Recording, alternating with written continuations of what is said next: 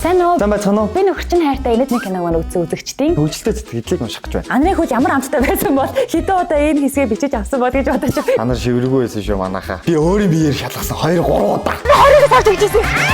Баярлаа. Видео хөл авсан байсан шүү. Миний нүдэн дээр 3 удаа аваасан. Солонгос жүжигчтэй гэж харлааш гэнэ. Оо, баярлаа. Гой сэтгэл байна. Энэ манай Андрыг нэг айтайхан хүний дүрд оруулна гэж байх уу? Намайг ер нь хөөрхөн дүрд оруулна гэж байх уу? Намайг бити бодоо. Кэкэ төмсний улаан шиг харагдаад байна. Үнсгэлжингийн хойд ээжийг боддоор намжуулсан юм. 101 гөлгийн крэлэш шиг юмаа.